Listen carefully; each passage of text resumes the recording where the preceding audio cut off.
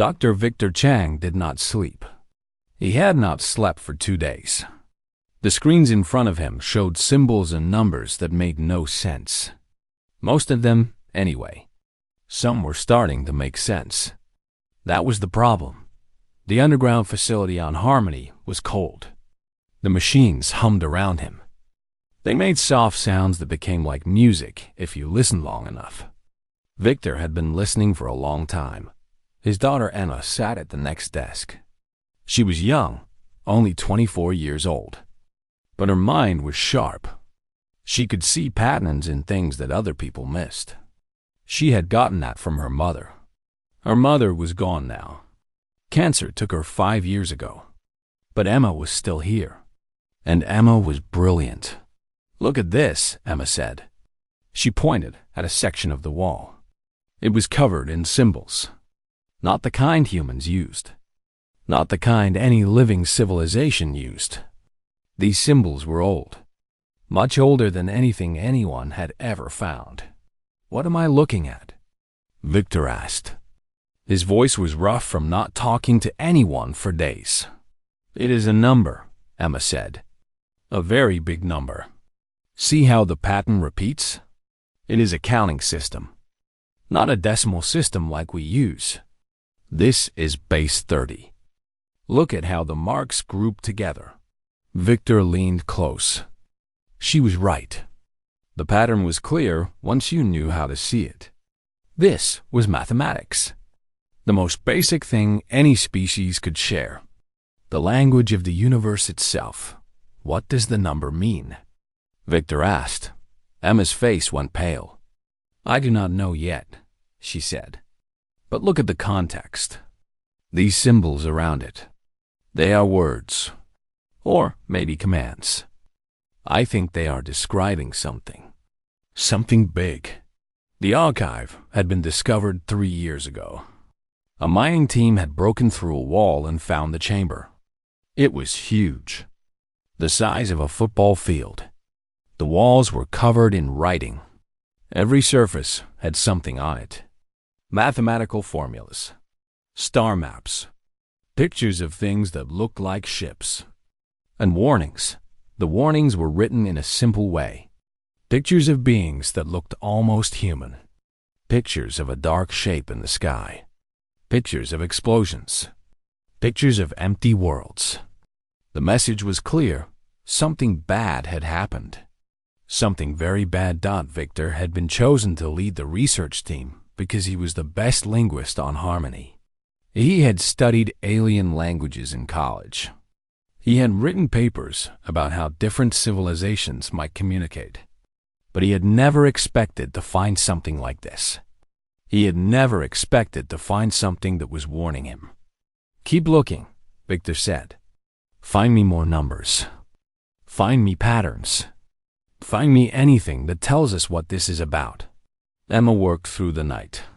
Her fingers moved across her computer keyboard. Code flashed across the screen. She was building a translation system, a way to turn the symbols into words, or at least into something they could understand. At 3 in the morning, she found something. A series of numbers that made a pattern that looked like a date, but not a date in Earth years, a date in some other system, a calendar from some other world. "This is when they were here," Emma whispered. "Whoever left this warning. This is when they wrote this." Victor looked at the numbers. He did the math. He converted the number to Earth years, and his blood went cold. 5,000 years ago, he said. "They were here 5,000 years ago." Emma nodded slowly. "That is not possible," she said. "The Galactic Council is not that old. Humanity was not that old. Nothing was that old. But they were," Victor said. He was looking at the ancient text. He was understanding, slowly, what this meant. Before the Council, before any of us, there was someone else. Someone who knew how to build things like this. Someone who left this warning for us to find. Victor reached out and touched the wall. The stone was cold. It had been cold for 5,000 years, and it held secrets that could change everything. He pulled out his communication device. He had to tell Patterson.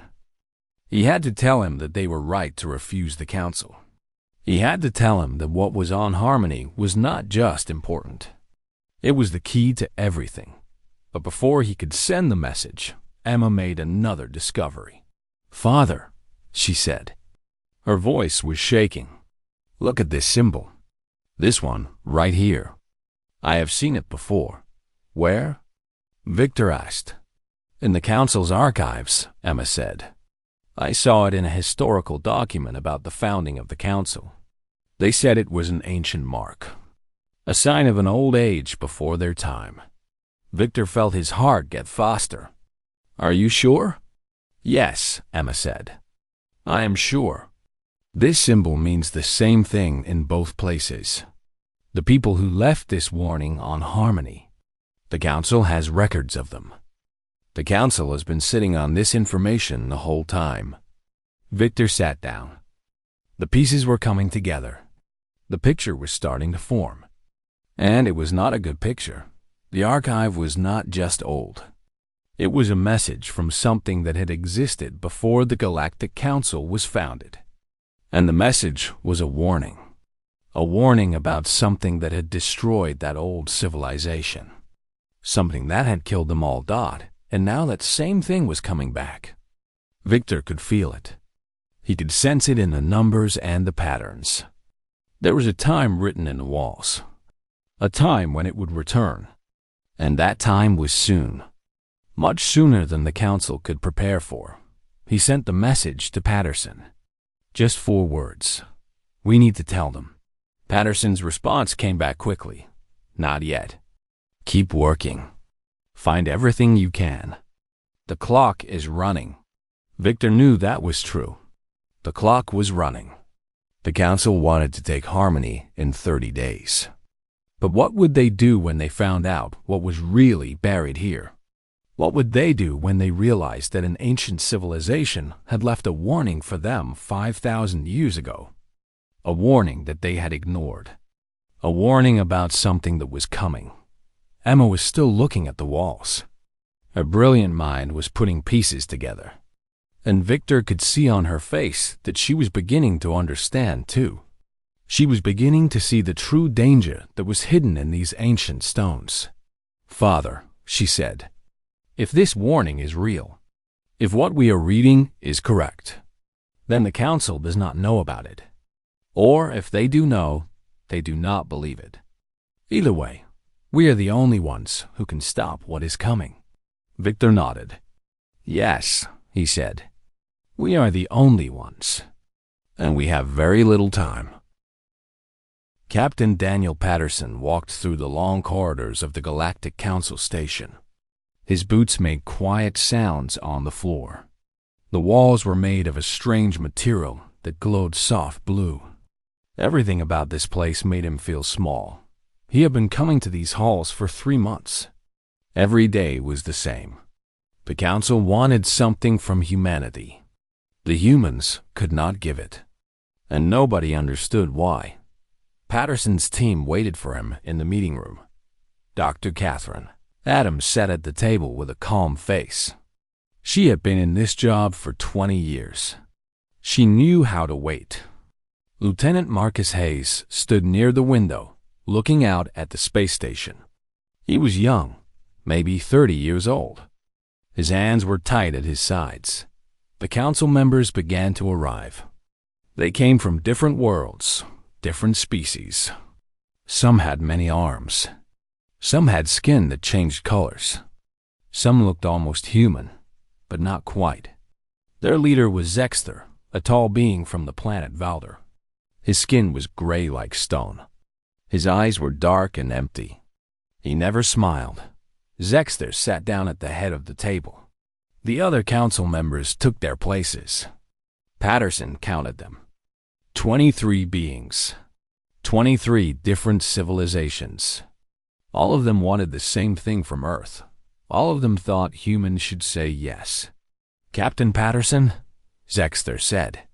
His voice was quiet but strong. "We are here to hear your answer. The Council has made a decision about the Kepler sector. The human colony on Harmony will be moved. The land will be given to the Council for development." Patterson had heard this before. He knew what the Council wanted. They wanted to take the planet and use it. They wanted the resources from the ground. They thought humans were lucky to live in the galaxy at all. "The offer is fair," Zexter continued. "Humans can stay on your other colonies. Your people will get money and protection. You will be part of the greater good.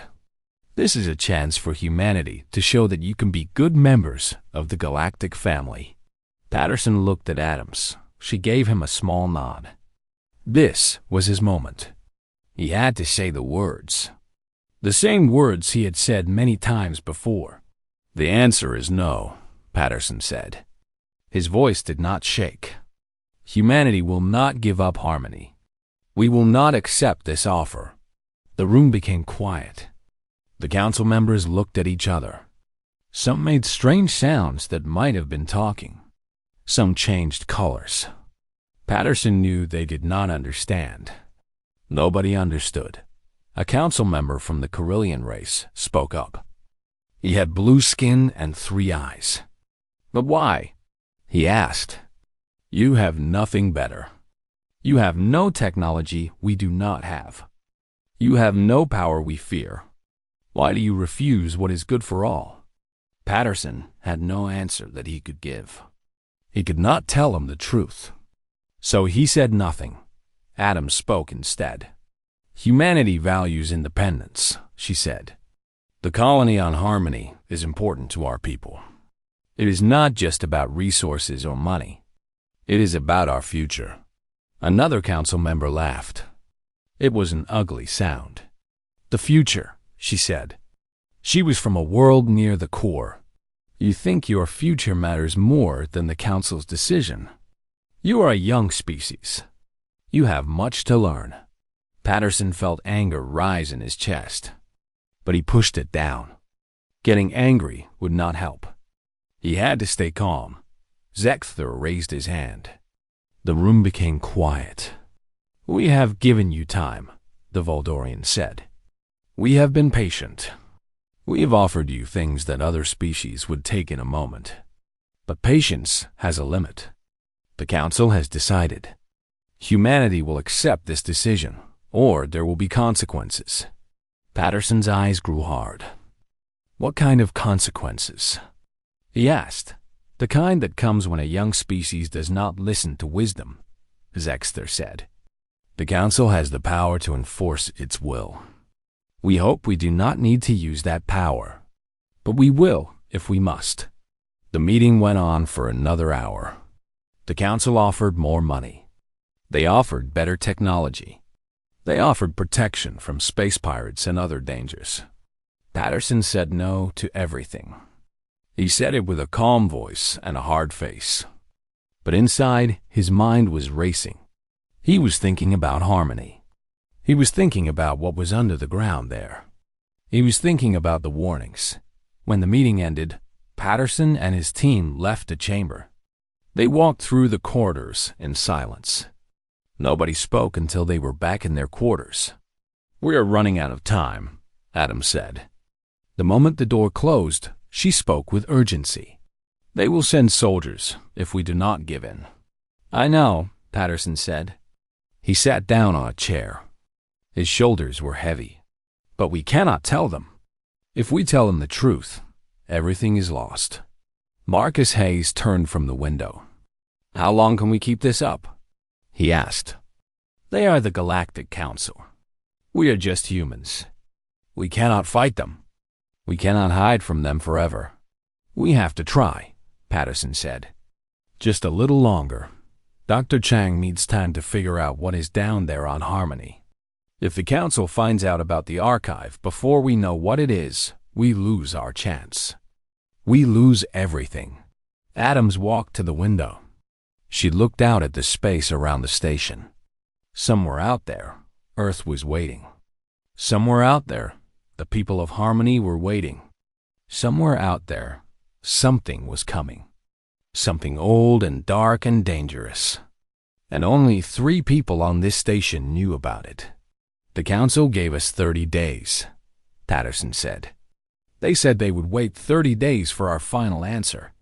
Then they will act. 30 days is not much time, Hayes said. No, Patterson agreed. It is not. But it is what we have. The 3 of them stood together, looking out at the stars. The galaxy was vast and old. It had seen many things, but it had never seen anything like what was coming. And when it came, would the Galactic Council be ready? Would they be able to fight it? Or would they fall, the way others had fallen before? These were the questions that kept Patterson awake at night. These were the reasons he could not say yes to the Council. And these were the secrets that could tear the galaxy apart, if anybody knew. The first battleship appeared on Earth sensors on day 14.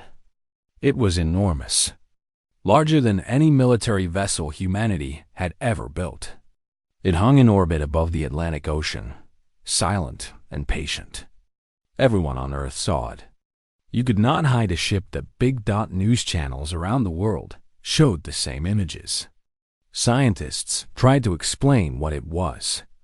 Military leaders held meetings behind closed doors. Normal people stood in the streets and looked up at the sky.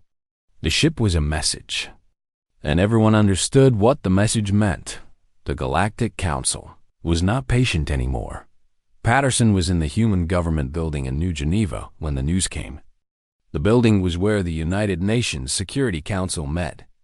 World leaders came here to make the biggest decisions. Today, they were all angry. This is a threat, the Russian representative said. His name was Petrov. He slammed his hand on the table. The Council is showing us they can destroy us anytime they want. We should give them what they want. We should give them harmony and get them to leave. We cannot just surrender, the Indian representative said. His name was Desai. He was older than Petrov. He had seen many crises. If we give in now, they will keep asking for more. We have to stand firm. Patterson sat at the back of the room and listened. These leaders did not know why humanity was refusing. They did not know about the archive. They did not know about the warning. They only knew that the Council wanted something, and Patterson said no. The German representative, a woman named Hoffman, looked at Patterson. Why will you not tell us? She asked. You have never explained why this colony is so important. Why should we risk Earth's safety for one planet? Patterson had prepared for this moment. He had to make them believe without telling them the truth. He had to make them understand that what he was doing was right, even though he could not tell them why. Because, Patterson said slowly, this is the moment where we show that humanity means something. This is the moment where we show that we will not bow to anyone just because they are stronger. History will judge us by what we do today. If we give in because of fear, we lose something. We lose ourselves. The room was quiet. Some leaders nodded. Some looked away. Patterson was not sure they believed him. On day 17, the second battleship arrived. It took position over the Pacific Ocean. The Chinese leader, General Wei, stood up from his chair. 2 ships, he said. They are showing us they are serious. They can destroy us. Why should we risk this? Why? Because we are human, Patterson said. His voice was hard now. He was tired of explaining things that should not need explaining. Humans have always faced bigger enemies. We have always survived by being stubborn, by refusing to give up. If we start now, we lose our souls. That was the truth. The only truth he could tell them. And it was enough for some of them. But not all. The emergency sessions continued for 3 more days. Food was brought to the room. The leaders slept in chairs and on couches. They argued. They fought. They demanded to know the secret that Patterson was keeping from them. On day 20, Patterson got a message from Adams. Dr. Chang has made new discoveries, it said. The timeline is shorter than we thought. We need more time, but I do not know how to get it. Patterson left the meeting room. He went to a quiet place in the building. He called Adams on a secure line. How much shorter? He asked. Months, Adams said. Not years. The warning dates are becoming clearer. Whatever is coming from the ancient message, it is coming soon. Dr. Chang says the original civilization was tracking it when they left the warning. Patterson felt the weight of the whole galaxy pressing down on him. The Council did not know. The world leaders did not know. Only a few people knew the truth. And that truth was that the galaxy was in danger. Real danger. Danger that was coming whether the Council believed it or not. Keep Chang working, Patterson said. I will buy us more time. When he returned to the meeting room, a new representative had arrived. She was from the African Union, and her name was Okafor. She was not angry like the others. She was calm. I have been talking to the people outside this building, she said. The people of Earth are afraid, but they are also proud. They are with you, Patterson. They want to know why, but they will follow your lead. Patterson felt something shift inside him. The people would follow. The leaders would follow if the people pushed them hard enough. Humanity had a choice to make. Give in to fear, or stand on principle.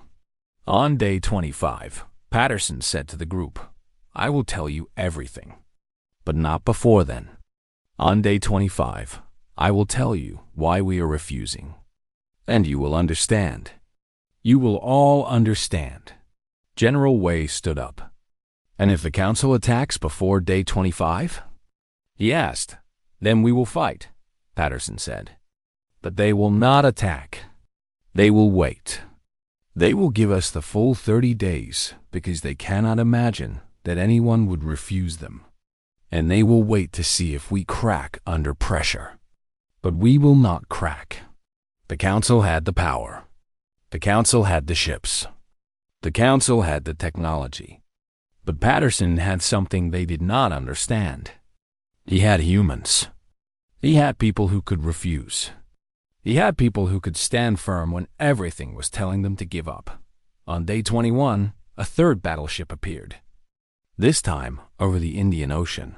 And still, Patterson said no. The galaxy was watching. Earth watching. And in a hidden laboratory on Harmony, Dr. Victor Chang and his daughter Emma were racing against time to decode the warning from the ancient past. Because when day 25 came, when Patterson finally told the truth, the world had to be ready. The galaxy had to be ready. Because what was coming was not going to wait for anyone. The message came on day 23. Patterson was in a secure room when his computer lit up. The code was from his intelligence officer, a woman named Lisa Grant. She had contacts in the Council, places where she could listen to whispers and rumors. This message was urgent. Corellian ships have left Council space, the message said, moving toward Kepler sector. Intelligence indicates they are searching for something on Harmony. They know about the archive. Repeat, they know about the archive. Patterson felt his stomach drop. He had known this moment would come. He had planned for it. But planning was not the same as being ready. The Corellians were a minor power in the Council. They had few ships. They had little influence. But they wanted power. They wanted to be more important. If they found the archive first, if they could claim it and use it, they would become powerful. They would threaten the Council's balance. Patterson called Adams immediately. We have a problem. He said the response was quick. Worse than the Corellians, Adams said. Dr. Chang just sent new data. I am reading it now. He says the decoded message is clear. The threat is not just coming. It is active.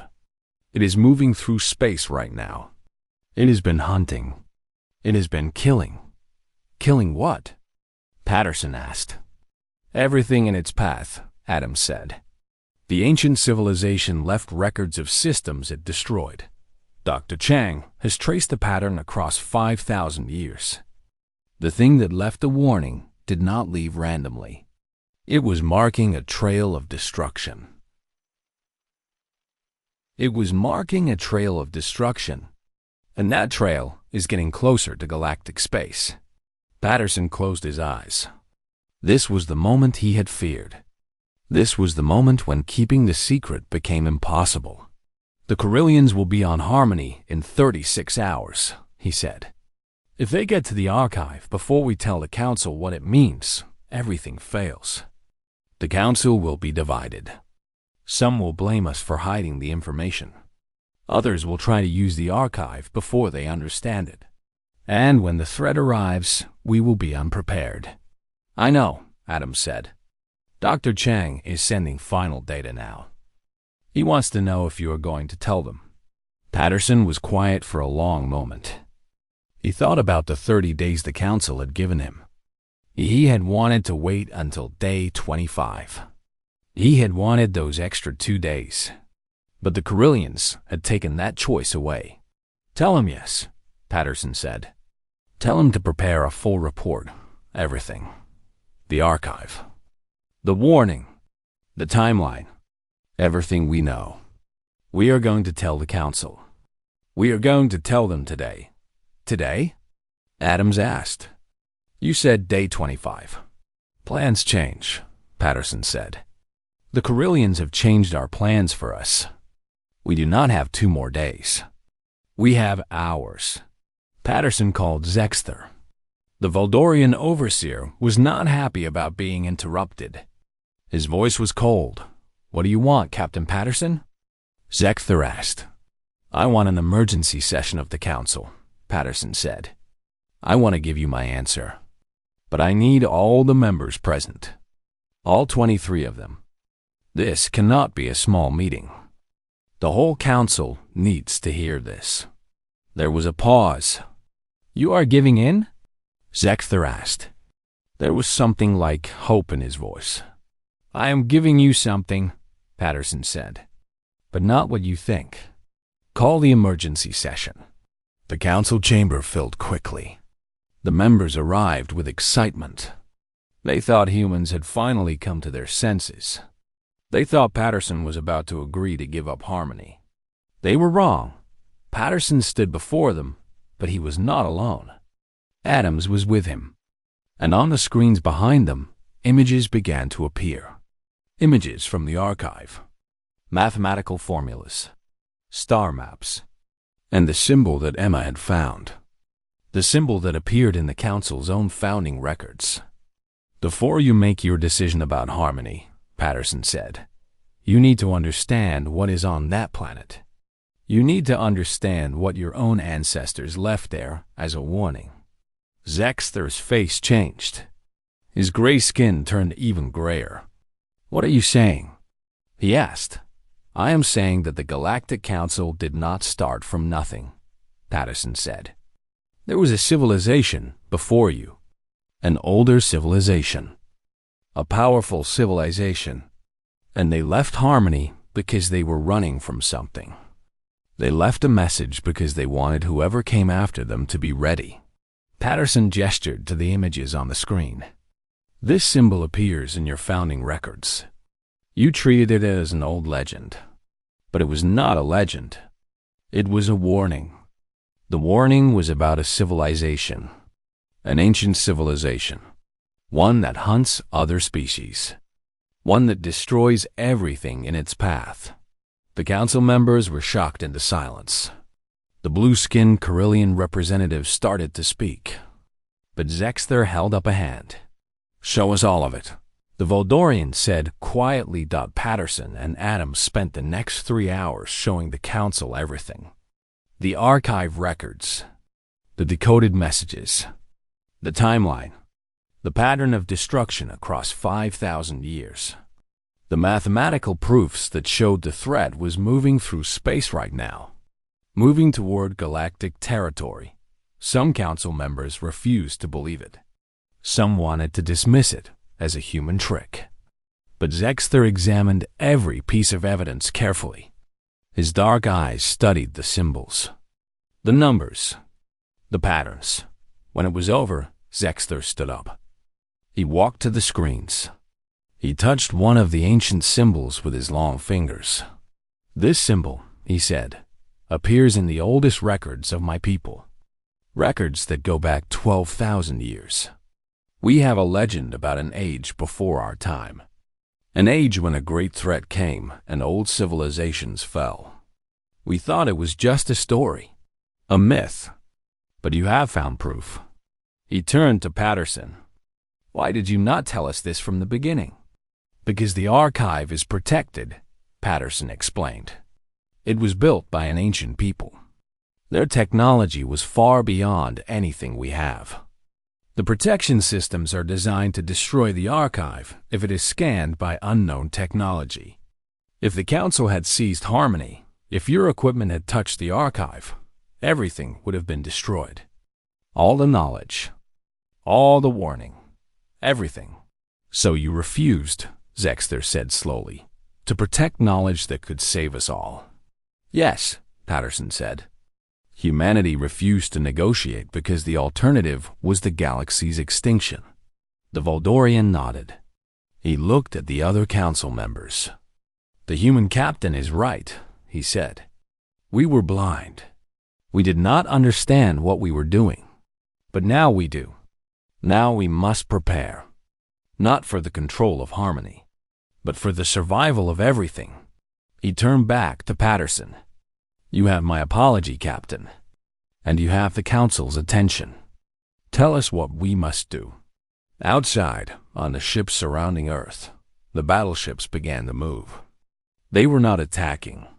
They were taking new positions, defensive positions. The Council was beginning to understand Dot, and somewhere in the Kepler sector, the Corellian ships turned around. They would not reach Harmony in time, because the whole galaxy had just shifted. The whole galaxy was now afraid, and fear was a powerful teacher. 3 days after the revelation, the Galactic Council voted. They voted on a new law, a new treaty, the Treaty of Harmony. It stated that Earth and all human colonies would be founding members of the Council Defense Coalition. Not ordinary members, founding members. The same status as the oldest civilizations.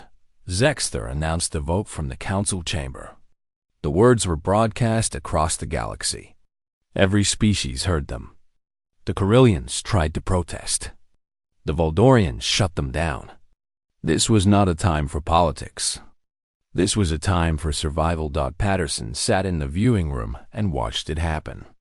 Adams was next to him. Neither of them spoke. There were no words that fit this moment. The rest of the council meeting was about planning, military strategies, how to defend the galaxy when the threat came. The ancient civilization had been slow, but it was coming. The mathematics were clear. They had maybe 5 months, maybe 6, not more. The council appointed Patterson as the human liaison to the Defense Coalition Command. He would sit at the table when they made decisions about how to protect the galaxy. He would have a voice that mattered. Humanity would have a voice that mattered. When the meeting ended, Zexter requested a private conversation with Patterson. The two of them met in a small room with no one else present. "I owe you an apology," Zexter said. The Voldorian's gray face was serious. "We treated your species as inferior. We thought your refusal to negotiate was foolishness.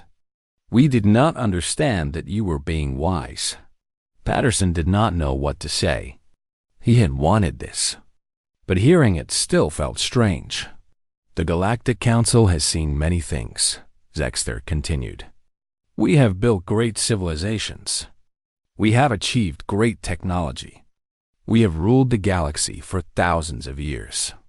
But we have forgotten something important. We have forgotten how to say no, how to refuse, how to stand on principle even when it costs us." The Voldorian walked to the window. He looked out at the space beyond the station. "Your species is young," he said. "You have been in the galaxy for only a few years. But you have already shown us something that we lost. You have shown us courage. The kind of courage that comes from believing in something beyond yourself. The kind that makes you willing to face destruction rather than abandon what matters." Zexter turned back to Patterson. "The Galactic Council is grateful, Captain. We are grateful that you would not negotiate. We are grateful that you would not compromise. Because in your refusal, you saved us all." Patterson felt something break open in his chest. Years of stress. Years of carrying the secret. Years of knowing that the galaxy was in danger and only a handful of people could do anything about it. It all came pouring out. Zexter did something that Patterson had never seen a Voldorian do. He placed his hand on Patterson's shoulder. A gesture of respect. A gesture that said, "You did good. You did the right thing." A week later, Patterson traveled back to Harmony. He had asked for leave from the council. He wanted to see the place that had started all of this. He wanted to see Dr. Victor Chang and his daughter Emma. He wanted to stand where the ancient warning had been written and think about what it all meant. The planet Harmony was beautiful. Blue oceans. Green continents. The kind of place that felt alive. The kind of place worth fighting for. Victor and Emma were waiting at the landing site. The older scientist looked like he had not slept in weeks. His daughter looked much the same, but their eyes were bright. "We decoded more," Emma said immediately. "The archive has more information about the threat, more detailed information about how to fight it. My father thinks we can develop defensive systems based on the ancient technology." "The humans did something important," Victor said. "The ancient people who left a warning. They did not just leave a message about danger. They left a message about hope. They left technology that could help us survive. They believed that whoever came after them would be intelligent enough to use it." The three of them walked up the hill toward the excavation site. Below them, the archive entrance was visible. A hole in the ground that led down to secrets 5,000 years old. "Do you know what the most interesting part is?" Emma asked Patterson. "What?" Patterson asked. "The symbol," she said. "The symbol that appears in the Council's founding records.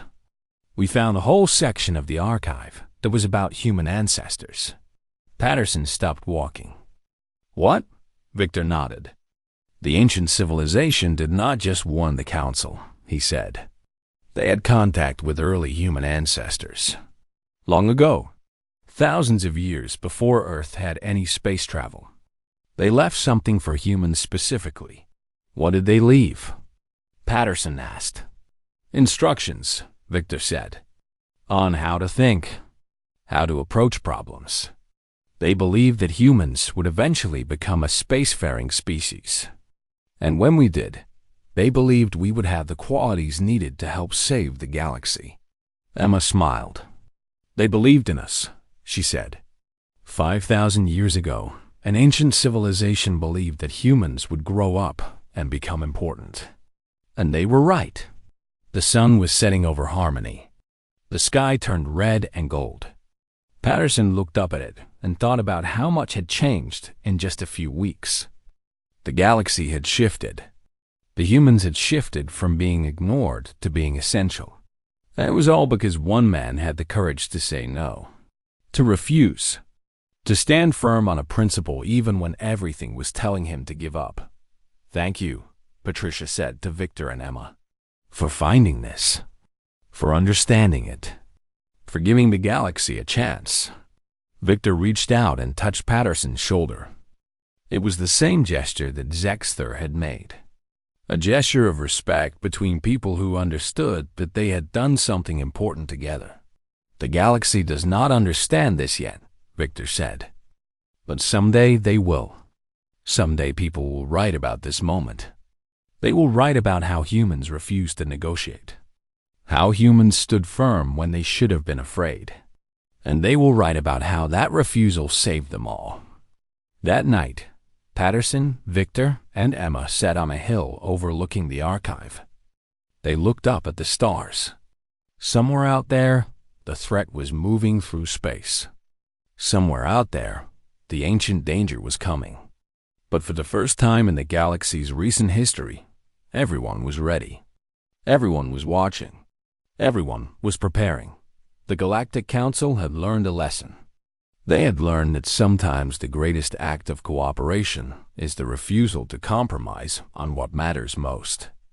They had learned that a young species with nothing but determination and principle could teach them something worth learning. And far away, in the quiet of a Valdorian chamber, Zexter sat alone and wrote a message to be delivered to Patterson. The Galactic Council has been reminded of truths we had forgotten.